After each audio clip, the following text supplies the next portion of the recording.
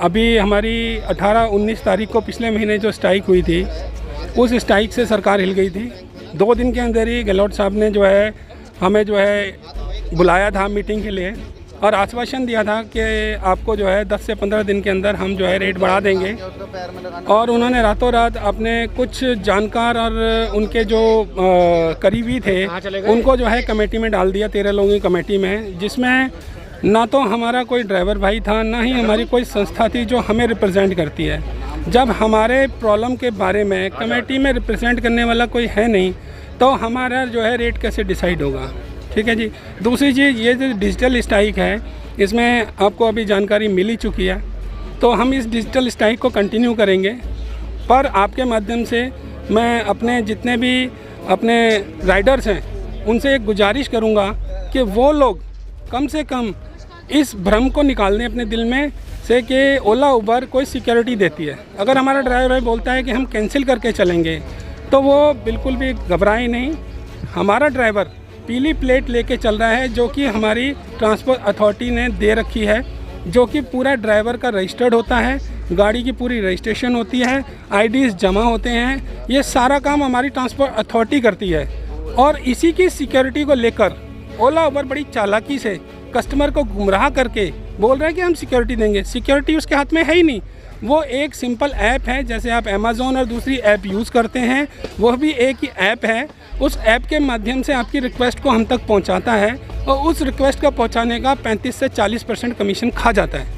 और ना ही हमारी कोई सिक्योरिटी। कितने ड्राइवर भाइयों का मर्डर हो गया, कितने ड्राइवर से छीना झपटी हो गई, गाड़ियाँ छीन गई, उन्होंने आज तक कोई भी स्टेप नहीं उठाया, ना ही कोई कानूनी सहायता करी, ना ही सरकार में हमारी मदद करी, ना सरकार ने हमारी मदद करी। तो जितने भी राइडर्स हैं उनके लिए भी कंपनी का कहना यही है कि आप अगर राइड बुक कर रहे हो तो अपने आप अपनी उस पे कर रहे हो, लाइबिलिटी पे, और ड्राइवर भी अपनी लाइबिलिटी पे चला रहा है। उनका कहना ये है। तो ऐसा कहीं भी नहीं है कि ओला उबर कहीं लाइबल है।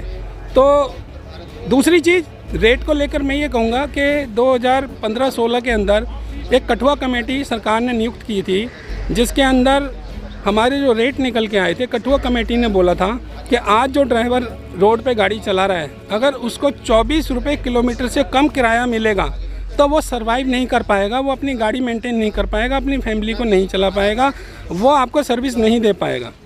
और उस कठुआ कमेटी की रिपोर्ट को सरकार ने डस्टबिन में डाल दिया। और आज 15-16 से 2022 हो गया और महंगाई किस कदर बढ़ी है। हर देश का नागरिक महंगाई से त्रस्त है। और ओला उबर को जो हम सर्विस दे रहे हैं या कस्टमर को जो हम सर्विस दे रहे हैं, ड्राइवर की जेब से पैसा लग रहा है। आज की रेट में 6 रुपये 7 रुपये किलोमीटर, 5.5 रुपये 80 पैसे, 6 रुपये 20 पैसे पर किलोमीटर हमें दिया जा रहा है। और हमारा 10.5 रुपये जो है पर किलोमीटर खर्चा आ रहा है गाड़ी को एसी में चलाने का। तो अब बताइए, ये जो डिफरेंस है 3-3.5 रुपये का, ये ड्राइवर अपनी जेब से डाल के कब तक और कितने दिन तक चलाएगा? सरकार क्या सोच के बैठी है? अगर पेट्रोल और डीजल और सीएनजी को डी कंट्रोल कर दिया आपने तो कोई दिक्कत नहीं है, क्योंकि आपकी मजबूरी है बढ़ाना। तो आपकी मजबूरी बढ़ाना है तो उससे जुड़े हुए जो व्यवसाय हैं उनके लिए भी आप डी कंट्रोल सिस्टम ले आओ।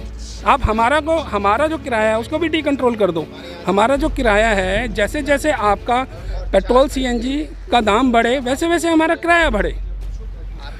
और चंडीगढ़ के अंदर एक वहाँ की जो एक अखबार में कटिंग आई थी, उसमें जो वहाँ पे मैक्सिमम किराया जो एसी गाड़ी का 35 रुपये है, पहाड़ों पे गाड़ी जाती है 3 रुपये से 5 रुपये पर किलोमीटर है। और पर किलोमीटर जब वहाँ पे गाड़ी पहाड़ों पे चढ़ती है उसका भी पर किलोमीटर चार्जेस ज़्यादा है। तो जब हमारे इस देश के अभिन्न अंग के एक स्टेट ऐसा कर सकते हैं, तो क्या दिल्ली सरकार नहीं कर सकती?